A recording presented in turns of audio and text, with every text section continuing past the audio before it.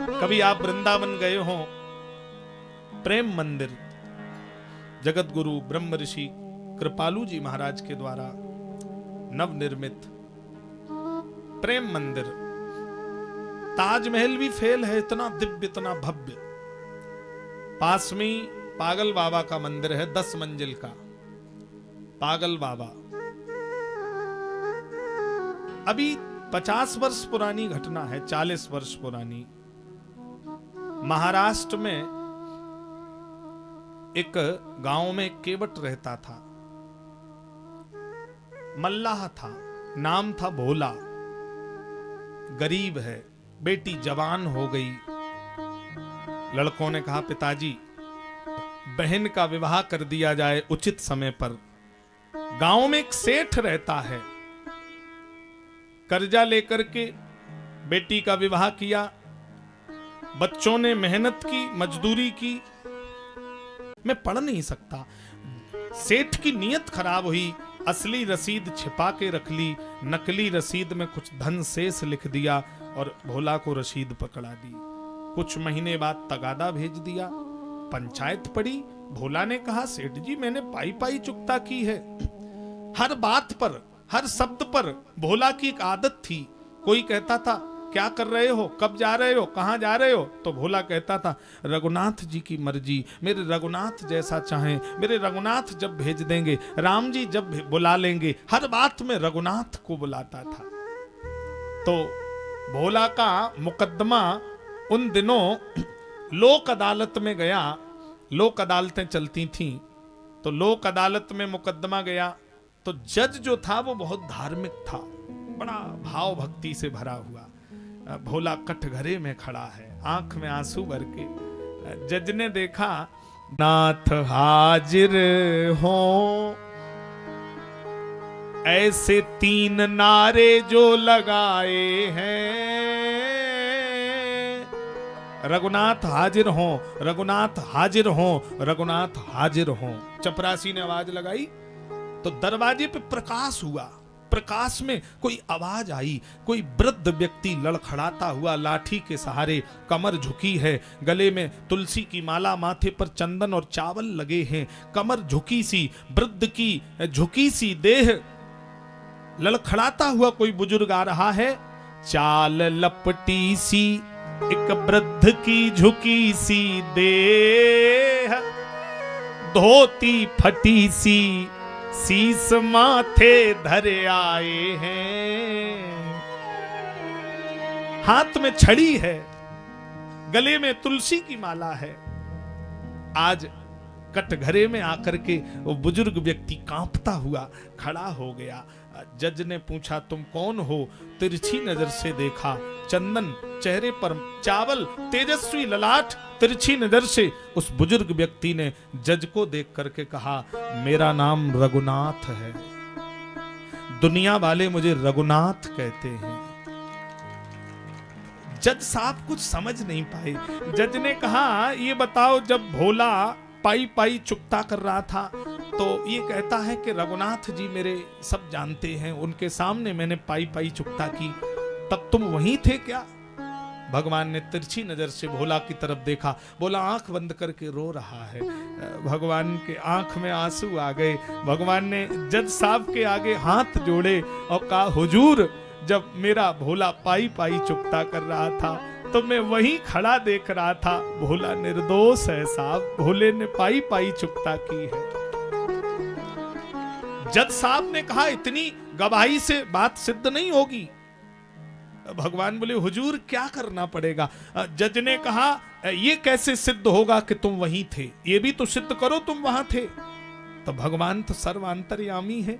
भगवान ने कहा जज साहब सेठ के घर में नौकर भेजो, और अभी इसी वक्त फला नंबर की अलमारी में इसने फला नंबर के रजिस्टर में असली रसीद छिपा के रखी है, वो रसीद मंगवाई जाए। तो नौकर गए, अलमारी से वो रजिस्टर निकाला और जिसमें असली रसीद भोला की सेठ ने छिपा ली थी, जिसमें पाई पाई चुकता लिखी है, वो रसीद जैसे ही उस रजिस्टर से निकलकर जज साहब के हाथ में आई तो जज साहब ने भोला को बाइज्जत बरी कर दिया। और भगवान अपने भक्त की गवाही दे करके बाइज्जत बरी करा करके अंतर्धान हो गए। जज साहब उतर कर नीचे आए, भोला का हाथ पकड़ा। भोला ने कहा, माई बाप मैं बहुत गरीब हूं। जज साहब बोले, ये मुझे बता कि ये तेरा गवाह जो रघुनाथ है ये कहां चला गया?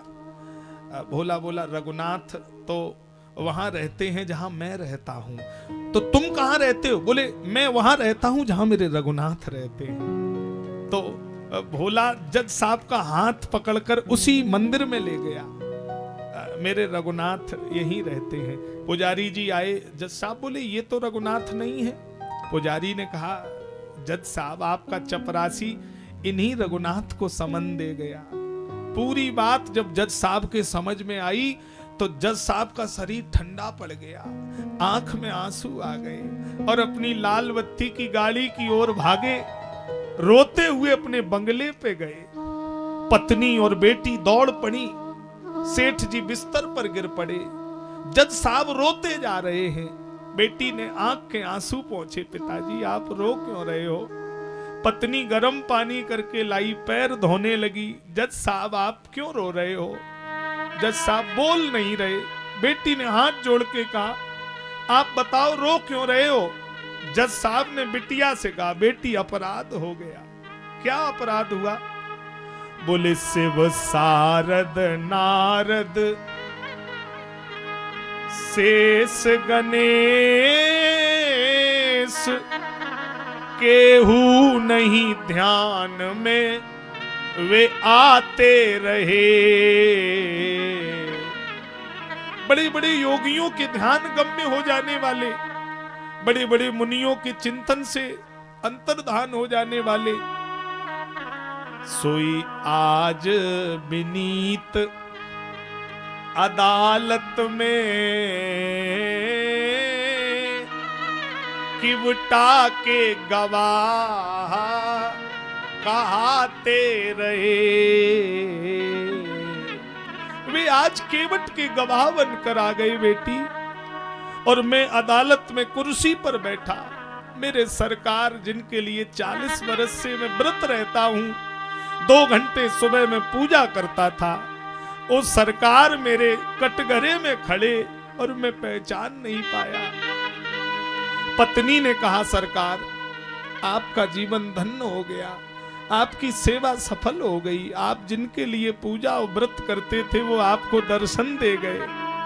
जज साहब ने कहा, पागल, सुख धो के उदरस दिए को भयो। मुझे सुख इस बात का नहीं कि वो धोखे से मेरे सामने आए, और दुख नाहिन बे तज जाते रहे।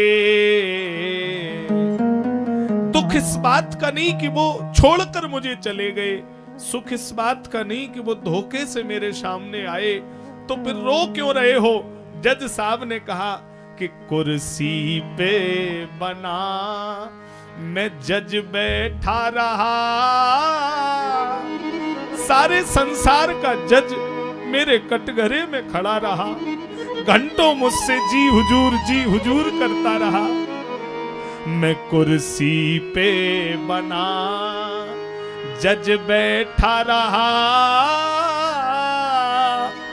और मेरे सरकार मुझे समझाते रहे।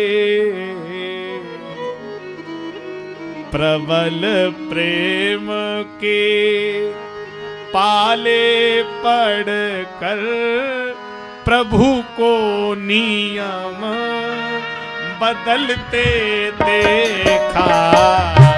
प्रबल प्रेम के पाले पड़ कर प्रभु को नियम बदलते देखा। अपना मान तले टल जाए, अपना मान तले टल जाए। भक्त का मान ना टलते देखा।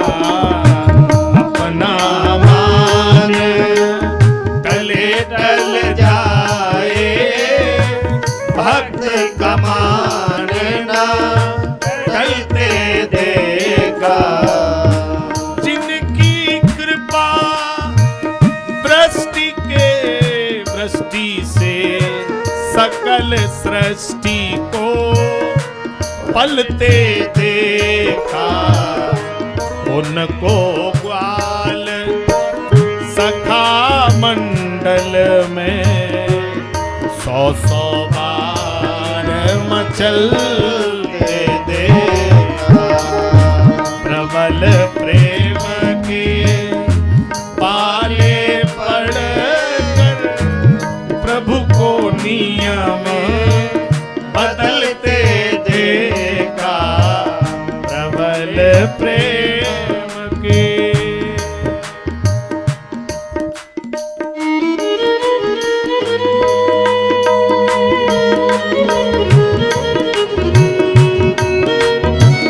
गाइए प्रेम से हरि बोल।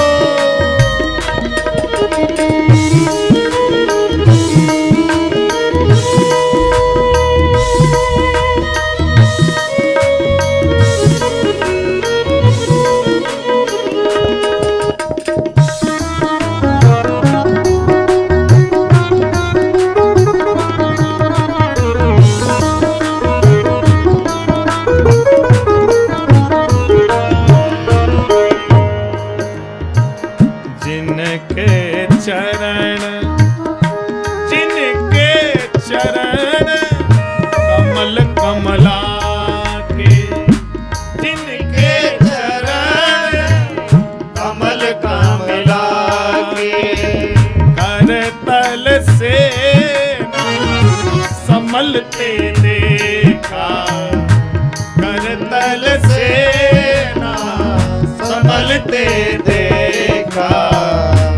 उनको ब्रज करील कुंजन में, उनको ब्रज करील कुंजन में अंडक पथ पर चलते देखा। प्रबल प्रेम के पाले पड़कर प्रभु को नियम बदलते देखा। प्रबल प्रेम के जय हो। आहा, क्या बात है। जय जय।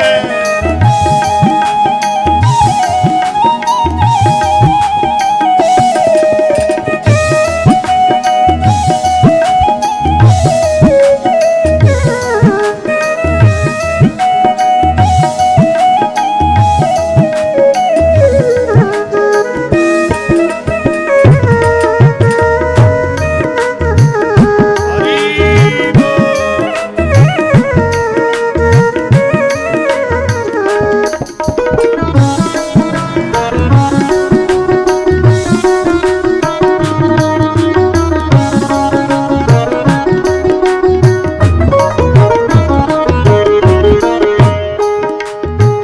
जिनकी भक्ति भकुटि के भय से सागर सपन उबलते देखा। उनको यशोदा की गोदी में अश्रु नीर द्रग जलते देखा। अश्रु नीर जल ढलते देखा। प्रबल प्रेम के पाले पड़ कर प्रभु को नियम बदलते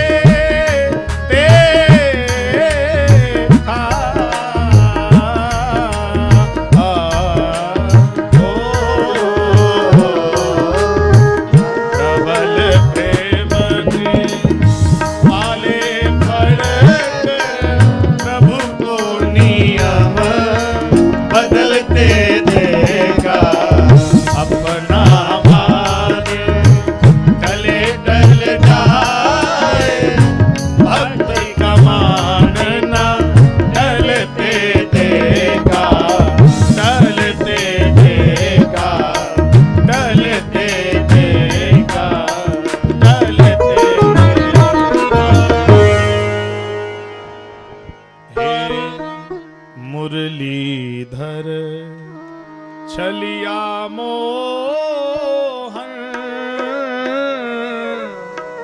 हम भी तुमको दिल दे बैठे। किसी भक्त ने कहा, गम पहले से कुछ कम तो न थे, एक और मुसीबत ले बैठे। चंदन तो लगा कर देख लिया,